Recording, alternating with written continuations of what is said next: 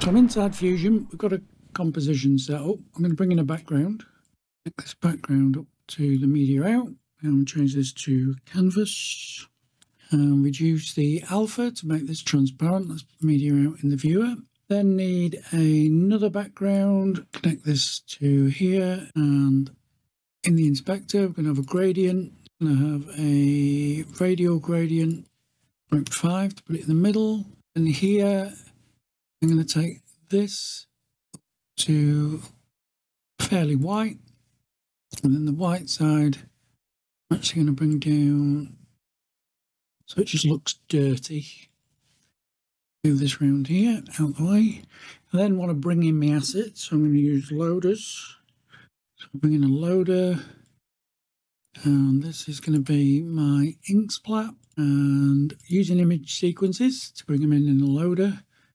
Look in here, we've got the ink splat, but it stops or disappears after it finishes. So if I come into the inspector, I can increase the global out to the length of the timeline, and then it will hold the last frame. I want this to be a little bigger, and maybe move it over to the right, but I certainly want this area on the left to be bigger because I want to put some text over it. And I'm going to bring in another loader, and we'll bring in this asset. Again, can't see it, so I need to bring that up. And I've got this here. I am going to connect these together. Let's have a look at the merge. Now the merge, this is on the background, that's on the foreground. Background always wins, so I'm actually going to swap these over. So this is my background, this is my foreground. I want to reduce the size of this and move it over. So look now. So I've got that splat at the beginning. In fact, I want to bring that down a bit. So I've got this splat at the beginning, and then we've got the blood that will develop there. I want to create the colour of the blood, so I'm going to bring in a background node. I'm going to make that dark red. Now I want to give this background node a little bit of texture. I'm going to use another loader and bring in a texture. So I've got a grunge texture. Put them together, put the merge in, and then in the merge, I think I do multiply. Yep, there we go. So I've got a sort of bloody colour, but I want to thicken that up shortly. Now connect these together, pop that in there. With this, I think I want to go to in, and I think I need to swap these over.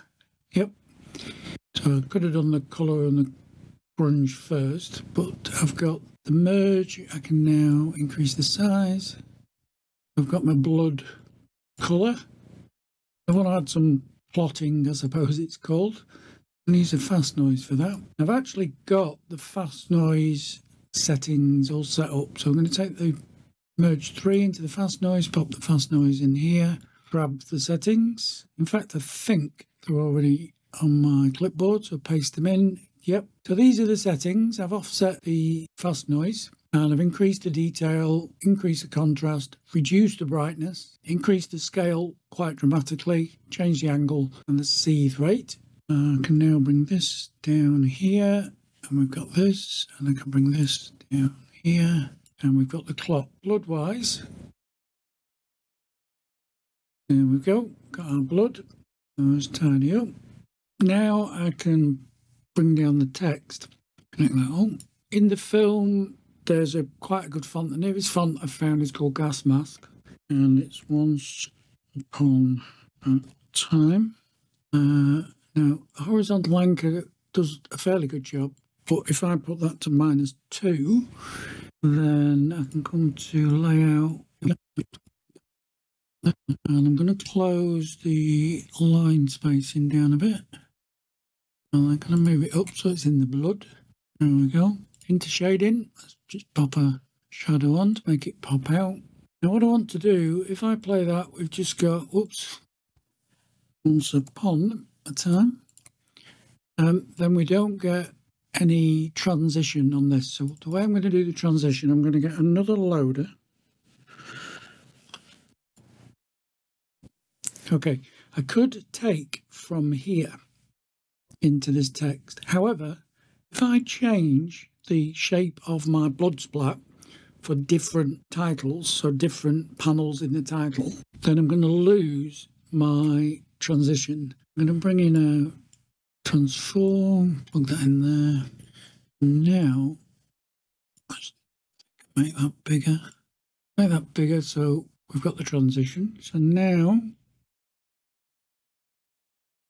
if I change the actual splat at the back, the blood splat, then I've still got a transition here. I could swap this out, it's not a problem, but I like the way that is. I've only done this a couple of times. What you can do is we can come into these ink splats and we can change them out.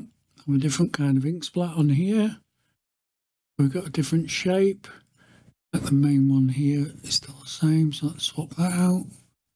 So now I've got a different blood splat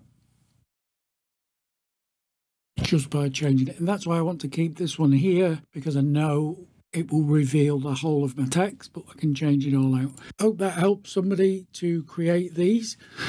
So there we go. That's it for today's video. I hope you enjoyed it. And I'm going to look to do something similar next week. So if you want to subscribe, click the notification icon so you don't miss out. Thanks for watching. I'll see you next time.